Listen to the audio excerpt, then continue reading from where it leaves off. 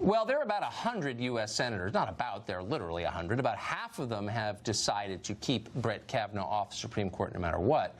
But there's only one Kirsten Gillibrand. She stands alone in how flagrantly she's throwing out due process and individual rights for the sake of promoting herself and gaining politically.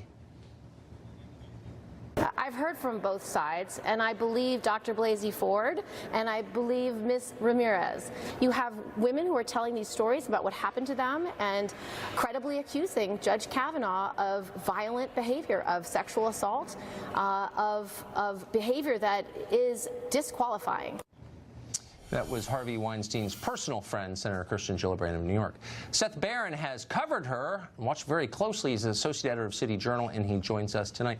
Seth, when you see Senator Gillibrand position herself as a defender of all women everywhere, what's your response to that?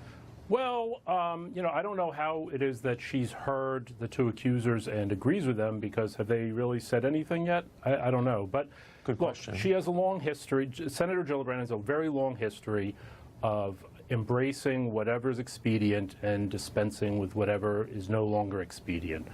She was elected in 2006 as a conservative Democrat.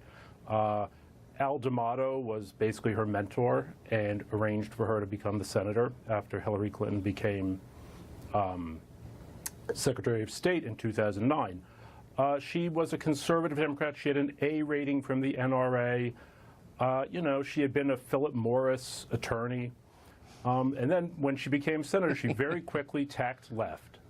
And, you know, one thing she said earlier this year that I thought was very revealing, asked why she, when she used to support, you know, deportation of illegal immigrants, and now she was, you know, on board with the Dreamers, she said, well, you know, I came from a district that was 98% white. And she said this is something she's embarrassed and ashamed about.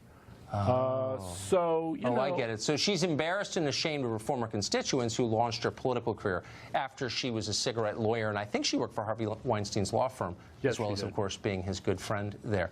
So when you see this former friend of Weinstein's and of Bill Clinton's, who, of course, knew all about their reputations as abusers of women and said nothing, when you see her say, well, you know, I really am the protector of women, do you think it's a credible posture for her?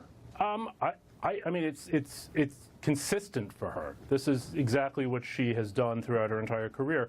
I mean, remember a few years ago she brought Emma Solkowitz, the mattress girl, the performance artist from Columbia, to the State of the Union address. This was a woman who had, you know, as a performance, dragged her mattress around Columbia University campus, claiming that they wouldn't expel her rapist, but he'd been found to be, you know, not culpable. I think the rapist who wasn't a rapist. Oh, the rapist who wasn't a rapist. Right. This is, you know, Senator Gillibrand has seized this issue and the Me Too movement and the question of abuse and harassment as her issue, and this is how she's, you know, moving forward. Is there anything she won't do? I guess we'll find out soon as she runs with creepy porn lawyer for the Democratic nomination. Be great. Seth, please keep covering it. Thank you. Thanks. One female observer of the Brett Kavanaugh saga says that his accuser's story is